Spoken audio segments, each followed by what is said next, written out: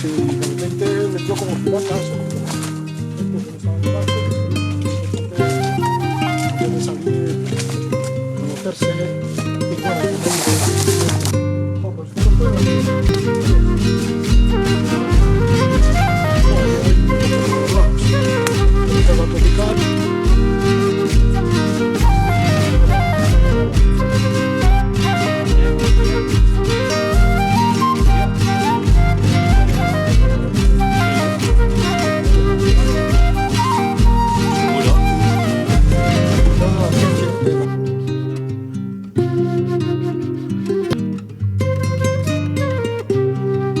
Nos encontramos en el Valle de Oma y nos hemos acercado pues, a la cueva, a una cueva especial que es Cova Ederra, y hasta aquí hemos venido pues, acompañados de un espeleólogo, un amante de la espeleología, como es Martín Ibarrola. Martín Ibarrola, que además ha escrito este libro, La Selva Herida, del cual vamos a hablar ahora, y se trata de una expedición. Él ha sido el cronista de esta expedición en la que ha participado Miguel Gutiérrez Garitano. Miguel Gutiérrez Garitano, que viene a ser casi el protagonista de esta crónica, y Miguel, pues deciros que es el presidente de la Sociedad Geográfica La Exploradora de Vitoria-Gasteiz y que ha hecho grandes expediciones, pues internó muy de joven en la selva de Guinea Ecuatorial, luego también ha estado navegando hacia el Ártico o ha recorrido alrededor del muro que separa Marruecos del Sáhara Occidental, o también, pues, por ejemplo, como reportero ha estado en Irak y ahora mismo pues, se encuentra en Ucrania, ¿no? En diferentes guerras también pues, que él ha participado. Bueno, y en este libro en concreto, en La Selva Herida, pues se van acercando al interior del río Madre de Dios, van navegando por el río Madre de Dios, se encuentran con comunidades indígenas. Algunas de las comunidades indígenas que están por la zona pues incluso no han sido contactadas por el hombre blanco. Luego también llegan a poblados mineros, conocen la vida de la minería en donde no hay ni ley ni justicia. Y todo esto pues bueno, se representa en este libro, que además lo bonito que tiene, que también el principio de la expedición van al encuentro de una ciudad perdida en la selva, como es el Paititi, esa ciudad legendaria. Bueno, de esto nos va a hablar ahora Martín Ibarrola, al que le damos la bienvenida. ¿Qué tal estás, Muy Martín? Bien. Bueno, antes está a gusto, ¿no? Joder, tanto, muchísimas gracias por traernos a este paraje tan especial, sí, a Cova Ederra, que bueno, que forma parte también de tu infancia. Sí, infancia, juventud y presente, ¿eh? Yo ahí mismo suelo venir a dormir, porque además aquí se está, aunque llueva, tú puedes estar al refugio y estás viendo la lluvia desde dentro, y para mí este es un lugar paradisíaco. Para mí esto es el lujo. Un lujo. Bueno, pues del Valle de Oma nos trasladamos a la Amazonía peruana. ¿Cómo comenzó la expedición? Porque ibais al encuentro también de un expedicionario del siglo XVI. Eso es. Yo me acuerdo perfectamente cuando Miguel me lo comentó, además ni siquiera era una propuesta, y me dijo que estaba obsesionando con un explorador que era Juan Álvarez de Maldonado del siglo XVI, que fue uno de los primeros que trajo noticias del Paititi, que es una especie de reino mitológico muy al estilo del Dorado, pero en la vertiente peruana, en la que bueno, había diferentes leyendas. Se hablaba de que los incas, al refugiarse los españoles, podrían haber dejado unos tesoros. Bueno, tenía toda esta parte de mito, pero lo que le interesaba a Miguel era, por un lado, la parte más histórica de ese mito, o sea, que no solo no era un magufo que se pensaba que iba a encontrar raudales de oro en mitad de la selva, sino que le interesaba la parte histórica, cómo se crea el mito, y después emular toda esa parte de la expedición de Maldonado, hacerla él. Entonces yo le dije, yo también quiero, voy contigo. A mí eso además me parecía perfecto, porque su intención era un viaje lento, que es lo que a mí me gusta, porque me permite hacer mis reportajes, conocer la zona, ver las diferentes problemáticas. Y él dijo, pues perfecto, porque claro, se lo había propuesto a muchísima gente y todos decían, no, yo eso, no. Porque además una de las ideas era ir con un kayak. Ya, un kayak hinchable, 2 kayaks hinchables, porque es que tenías muy poco presupuesto, por lo visto. Claro, a ver, inicialmente era un kayak. Pasa que luego vimos los precios y pasó a ser un kayak hinchable. Y de hecho las conversaciones que tenemos de WhatsApp, de mandándonos flotadores a ver cuál creemos que va a aguantar el Alto Madre de Dios, eso es maravilla. Pero aguantaron. Sí, pero aguantaron. Pero bueno, los nativos ya os decían, cuando os vieron nada más dejar los kayaks hinchables en el agua, uno os dijo, bueno, eso es como como vamos, que os ibais a morir, que no iba a llegar muy lejos el kayak. Sí, tuvimos un comienzo de que era como un féretro, ¿no? Sí, un ataúd. Flotante, un ataúd Sí, flotante. la caja de un muerto. La caja de un muerto, sí. Sí, sí, es que claro, ellos conocían el río. Entonces nosotros tuvimos realmente mucha suerte porque climáticamente nos coincidió muy bien. Fue como una ventana de buen tiempo. Pero en cuanto dejamos el río, lo vimos nosotros mismos. Empezó a llover, lo vimos a lo lejos, además unas nubes con rayos, y en cuestión de una hora el río había crecido y estaba arrastrando troncos. Claro, imagínate esa fuerza que es el Amazonas con unos kayaks hinchables. Pues, ¿Y hasta cuándo duraron esos...? Sí, tuvisteis suerte. Navegasteis por él, pero ¿hasta dónde? Los vendimos, los kayaks, ya no podíamos seguir. Pero sí que estuvisteis en comunidades indígenas, ¿no? Llegasteis hasta allí. Sí. Nosotros bordeábamos el territorio de los Mascopiro, que es una de las últimas tribus aisladas del planeta, que es... a mí me interesaba mucho porque es un fenómeno antropológico muy curioso, y es que justo colinda con otras comunidades indígenas. Entonces estos Mascopiro han empezado a asomarse a la civilización, digamos, o al mundo un poco más modernizado. Entonces, por donde íbamos era el lugar del choque. Ese choque entre unos seres que hablan una lengua olvidada, que van desnudos, y que por otro lado empiezan a decir, oye, pues yo quiero esos machetes, o yo quiero esa ropa, o yo quiero... Entonces, cómo se gestionaba ese contacto era lo que a mí me gustaba más, porque es algo muy, muy complicado, porque ahora mismo las autoridades peruanas tienen una política de no contacto. Pero claro, son ellos los que están saliendo.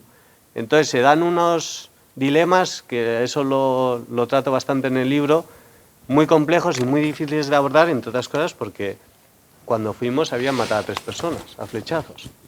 O sea, no es un contacto tampoco fácil.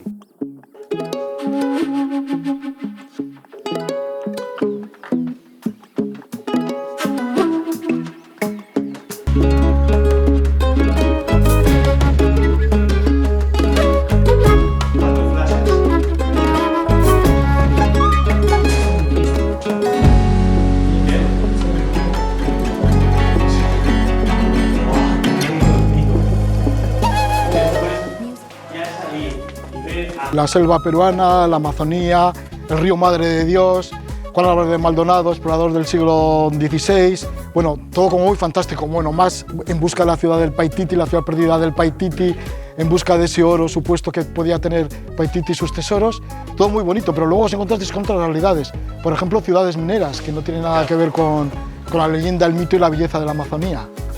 Claro, a mí lo que más me llamaba, además del plan de Miguel, que era un poco seguir esa parte histórica del mito del Paititi, es que geográficamente ahí confluían muchísimas problemáticas amazónicas que me parecían muy interesantes. O sea, tenías desde las comunidades indígenas y su un poco choque con el mundo moderno, las tribus aisladas que estaban empezando a aparecer, científicos que iban a los últimos resquicios de selva virgen a estudiar los monos, o mineros, deforestación, corrupción, toda la parte un poco de salvaje oeste que tiene esa zona. Entonces, estaba todo junto en esa región. Claro, eso contrasta con otro tipo de vida salvaje, la de los pueblos mineros, porque entre otros estuvisteis en Boca Colorado. Sí, Boca Colorado... Antes al final terminasteis durmiendo en una especie de prostibar o prostíbulo, bueno. Dormimos en el como albergue al que las prostitutas llevan sus clientes. Entonces tuvimos ahí una nana de gemidos terribles toda la noche, y además coincidió que nosotros no lo sabíamos, pero a las noches, para evitar asaltos en ese lugar, hacían barricadas. Entonces ponían como muebles con cadenas, vamos, era un lugar, y ahí se mezclaba, pues tenías eso, soldadores escuchando reggaetón a fuego, con vendeoros, con trata de blanca camuflada de prostitución, todo junto, y ningún policía. Ya, y luego seguisteis carretera por el interior de la selva, y sí que llegasteis a otro poblado, todavía que incluso no tenía nombre, pero le llamaban La Pampa. La Pampa, sí, La Pampa era un asentamiento que estaba entre los kilómetros 98 y 117, creo, de la carretera interoceánica. Entonces era un lugar donde localizaron oro y empezaron a escarbar, y a raíz de ese oro que habían encontrado los mineros ilegales, se fueron haciendo asentamientos que no está, ni siquiera está registrado. O sea, no está registrado como un asentamiento. Entonces son barriadas de chapa, donde eso sí que es un territorio sin ley. Sin ley, y además es terrible de ver, porque es donde debería ser bosque como esto y mucho más espeso y lleno de vida, hay desierto, pero desierto kilométrico, de kilómetros y kilómetros de arena, aceite, gasolina. ¿Y el oro saca lo peor del ser humano? ¿Lo comprobasteis? Sí, viendo sí. estos poblados mineros. Sí. Además es curioso que esa zona donde hay muchos que buscan el Paititi, realmente el mito tenía razón. El oro estaba ahí, o sea que está bajo la tierra, y es lo que están escarbando ahora todos estos. Es el oro que llega de las vetas de los Andes y lo van dejando, lo depositan los ríos. Y allá donde hay oro, hay delincuencia, hay corrupción, hay deforestación, hay prostitución forzada, todo lo malo. Todo malo. Y siguiendo los pasos del explorador Juan Álvarez de Maldonado, pues sí que llegasteis más allá de la selva peruana, ya fronteras con Bolivia, estuvisteis en Bolivia y también en la triple frontera, ¿no? Con Brasil. Eso es. Bolivia, Brasil y Perú. Y Perú, eso ya fue el final, que ahí además, bueno, acabamos perdiéndonos en la selva. Bueno, fue todo una pequeña aventurilla, porque ahí queríamos, Miguel tenía en mente unas ruinas que había encontrado un explorador italiano y queríamos llegar ahí, y acabamos perdiéndonos, pero que fue una experiencia maravillosa. Sí, perdiéndose en esas ruinas que ibais buscando. ¿Tuvisteis alguna vez la sensación de estar al límite del mapa? ¿De estar en sitios geográficos que no existen? ¿O que no están señalados todavía? Constantemente, pero no tanto desde el punto romántico del vacío en el mapa, sino de un lugar olvidado. Que tú decías, joder, tantos recursos, tanta gente, porque había mucha gente muy capaz allí, y aún así es como que se han olvidado de ellos. Y allí puede pasar lo que sea. Es como que no se les hace caso. Entonces yo no tenía esa sensación, claro que son lugares muy remotos, pero sobre todo era esa sensación de, joder, están olvidados. Ya, mira, y en la selva herida, comienza con el capítulo Los buscadores del Paititi, y dices lo siguiente, bueno, que en la primera página de que este libro es bueno, pues una aventura pues en busca de la belleza, pero también de lo desolado, ¿no? Que al final se encuentra la desolación, la devastación. A ver, no quería, es verdad que al final tampoco quería que solo fuera pura devastación, pero es que irremediablemente el río te arrastraba hacia un territorio sin ningún tipo de ni ley, ni justicia, ni nada.